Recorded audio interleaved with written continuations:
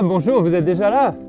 Bienvenue sur le trimaran Resadia, je suis ravi de vous accueillir. Si vous voulez, on commence la visite. Vous me suivez?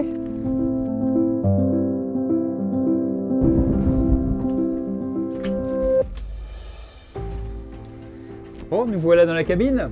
Alors, je vais me présenter, Pierrick Tolmer, je suis skipper du trimaran Resadia pour la Route du Rhum.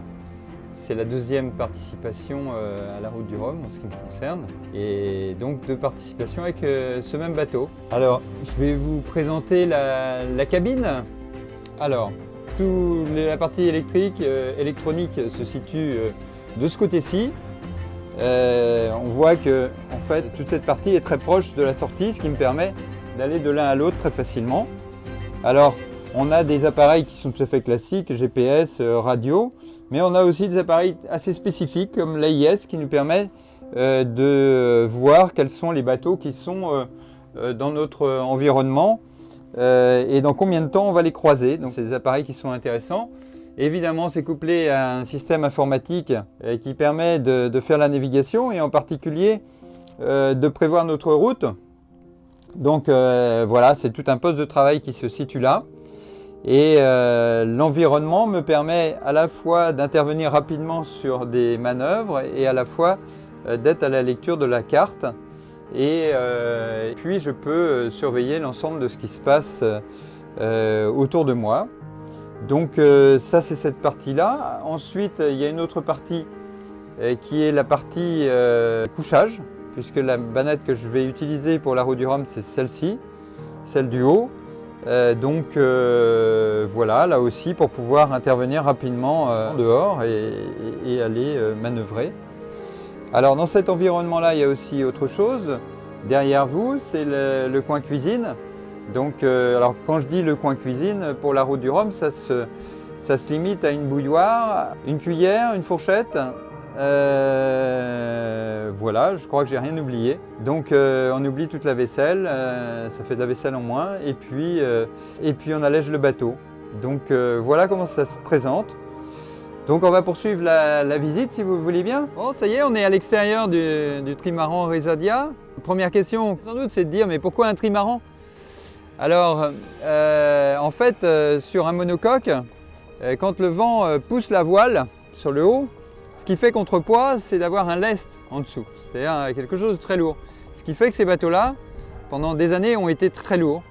Et donc, le fait de mettre des flotteurs sur les côtés contrarie ce mouvement de voile et puis donne une assise plus large au bateau qui permet d'avoir plus de puissance et donc d'avancer plus vite et surtout d'être plus léger. Alors, entre les coques, qu'est-ce qu'il y a? Il y a d'abord des bras de liaison. Alors il y en a un auprès de moi, c'est le bras avant, plus structurel, et il est important qu'il soit vraiment très solide. Et puis il y en a un autre à l'arrière. Et entre les deux, il y a cette partie filet sur lequel on peut se déplacer. Alors évidemment, ça ne retient pas l'eau, donc l'eau peut jaillir d'en dessous, mais ça permet de se déplacer en tout cas et d'aller d'un coin à un autre. Alors en fait, quand on est en navigation, on va assez peu sur les flotteurs parce qu'ils sont exposés et puis ils prennent beaucoup d'eau. Donc on met un minimum de choses dans ces endroits-là. Et sur des allures plus déwédées, on peut aller à 200 mètres carrés de voile développée sur le bateau. Voilà les principales caractéristiques de ce bateau. La voile pour moi, c'est une histoire qui date d'il y a au moins 45 ans. Donc j'ai beaucoup navigué sur des petits bateaux, des catamarans de sport, beaucoup de multicoques en fait. Et puis petit à petit les bateaux ont grossi et puis c'est arrivé à ce trimaran de 15 mètres. Et en fait c'est des histoires de rencontres et une histoire de copains. On élargissait petit à petit nos horizons en allant d'abord sur des horizons proches et puis en Espagne et puis en Écosse et puis aux Açores. Bon, cette idée-là était en train de germer et puis je me suis dit pourquoi ne pas le faire dans un projet beaucoup plus vaste.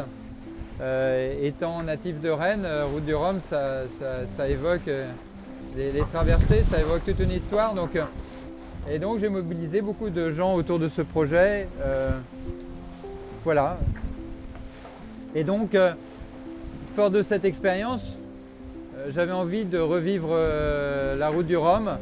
Alors quand j'ai décidé de remonter un projet Route du Rhum pour 2018, le premier partenaire que j'ai voulu rencontrer, c'était Resadia, parce que c'est une entreprise qui est proche de ses clients et où on sent que les rapports humains sont importants. Voilà, ça fonctionne très bien ensemble.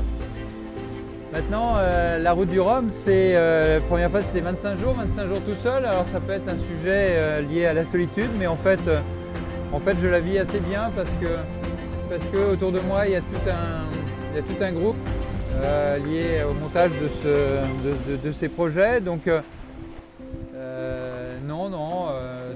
c'est pas pour moi la principale difficulté. Voilà, et puis cette édition 2018 me permettra, j'espère, d'optimiser les performances et puis vivre avec un peu de recul cette expérience. En navigation en solitaire, en fait, la plus grosse difficulté, c'est la gestion du sommeil, parce qu'en fait, elle regroupe beaucoup de choses, la gestion du sommeil. C'est-à-dire que pour pouvoir bien dormir sur des périodes courtes, parce qu'au début, les périodes de sommeil, c'est un quart d'heure à la fois. Donc c'est pour ça qu'on ne peut pas dormir plus d'un quart d'heure quand on risque de croiser des bateaux. Après, quand on est plus au large, il y a des plus gros bateaux, donc en principe ils sont vus à l'AIS, donc on les voit au-delà du champ de vision, et donc on peut se permettre de dormir un peu plus. Alors voilà, le problème du sommeil, en fait, ça sous-entend beaucoup d'autres choses. Ça sous-entend d'abord de ne pas être dans le stress. En fait, il faut essayer de s'extraire du stress. Je pratique la méditation, donc ça m'aide par rapport à ça. Et puis, autre chose, c'est qu'il faut faire attention à son alimentation. Si on mange n'importe quand, n'importe comment, n'importe quoi, il y a un moment donné où le corps il n'est pas bien et du coup on a du mal à trouver le sommeil. J'ai fait aussi de la sophrologie. Ça permet de trouver le calme plus facilement. Et puis pour s'extraire du quotidien, j'ai aussi fait de l'auto-hypnose. L'auto-hypnose, donc c'est plus de la suggestion en fait. Par contre, on va directement dans les phases les plus réparatrices du sommeil, c'est-à-dire un sommeil profond. Donc des phases courtes permettent de beaucoup récupérer. Voilà, et puis bon, j'ai appris aussi quelles étaient mes portes d'entrée dans le sommeil. Donc je sais que par 24 heures, j'ai 3 endroits, 3 moments où je trouve plus facilement le sommeil. Voilà, c'est comme ça que je gère tout ça. Bon, j'espère que cette visite 360 du trimaran Resadia vous a plu. En tout cas, j'étais ravi de partager ma passion. Et puis surtout, l'histoire ne s'arrête pas là. J'espère que vous serez au départ.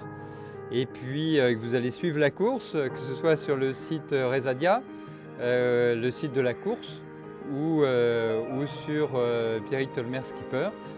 Et puis je vous souhaite une bonne journée et puis pourquoi pas à l'arrivée ou après l'arrivée. Voilà, à bientôt, au revoir.